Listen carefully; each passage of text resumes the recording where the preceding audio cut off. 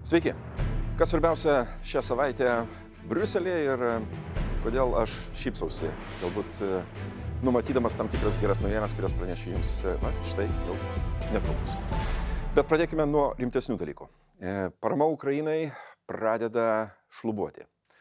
Štai trečiadienį Jungtinių Amerikos valstijų senatas vietoj to, kad surinktų 60 balsų senate ir klausimas dėl paramos Ukrainai ir tame tarpe Izraeliui būtų svarstomas ir tikėtina priimtas, deja 49 pasisakė prieš. Kitaip tariant, pusė senato narių nėra už tai, kad šis klausimas būtų toliau svarstomas. Kas bus, kas įvyks po šio incidento?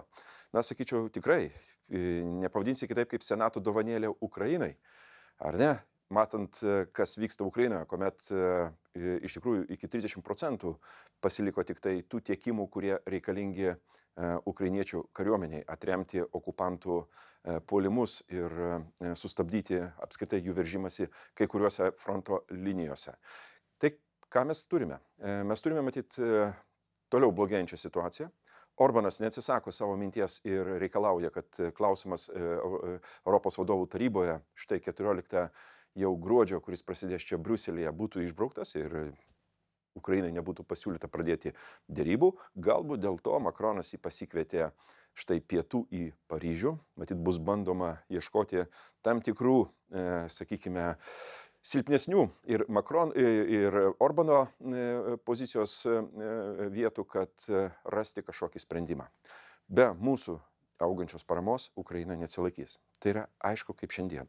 Ir karinė amunicija, ir karinė technika, ir finansai turi patekti į Ukrainą, jeigu mes esame rimti, jeigu mes iš tikrųjų nuoširdžiai tikime, kad mes padarysime viską ir ilgai darysime, kiek reikės iki pergalės, kad Ukraina laimėtų. Rimta situacija. Tačiau štai ketvirtadienį Pekine susitinka ES komisijos vadovė ir tarybos pirmininkas Šarlis Mišelis su Kinijos atstovais. Kas ant derybų stalo?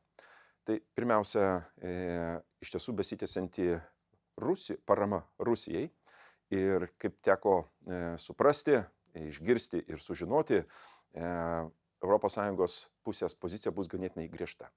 Jeigu ne, jeigu toliau tęsite paramą arba bus bandomos apeiti pagrindinės sankcijos, bus sankcionuojamos tos Kinijos kompanijos, kurios tuo užsiima. Labai nemalonus ženklas, bet perspėjimas yra pačiu laiku. Aš manau, iš tikrųjų reikalingas. Antras dalykas, tai beprecedentis prekybos deficitas ES ir Kinijos. Tik priminsiu, kad 22 metais jisai sudarė 390 milijardų. 400 milijardų tiek Kinai daugiau parduoda į ES ir dėl ko? Todėl, kad pačios Kinijos yra įvesti suvaržymai, Europos kompanijos negali dalyvauti viešuosiuose pirkimuose, ne taip kaip Kinai čia ir panašiai. Žinoma, Kinų pusė visada randa paaiškinimus, kodėl taip darosi ir panašiai, kaltina ES kompanijas, kurios atseit neleidžia eksportuoti į Kiniją.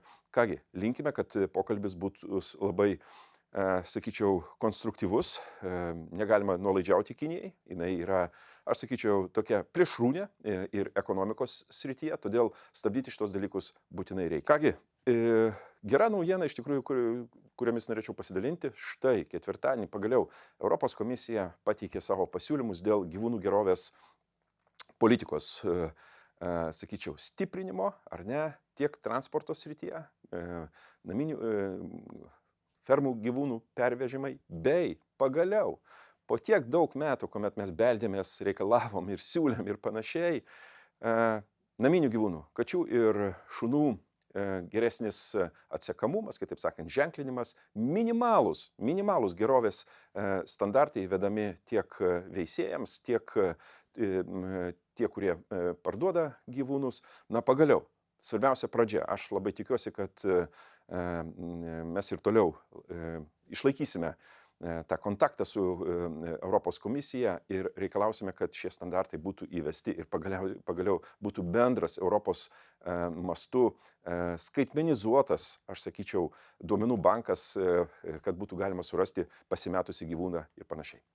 Pagaliau, šį penktadienį, 6 val. Kviečiu visus Vokiečių gatvė 4 Vilniuje į aukcioną, kartu iki pergalės, kartu su Ukraina bus pardavinėjami Lietuvos, Lenkijos, Estijos, Ukrainos, Latvijos menininkų darbai, parama eis paramedikams Avangardą. Nuostabus darbas, kai jie atlieka Ukrainoje, jau išgelbėta virš 2,5 tūkstančių gyvybių, jie dirba ten, kur įvyksta tie, sakysim, sužeidimai arba dar kokie kiti atvejai, ar ne, fronto tiesiojoje, pačioje linijoje, jie gelbsti gyvybės, jiems reikia paramos. Jų technika lūžta, jiems reikia medikamentų ir kitų dalykų. Ateikite, įsigykite darbą, padėkite Ukrainai. Iki.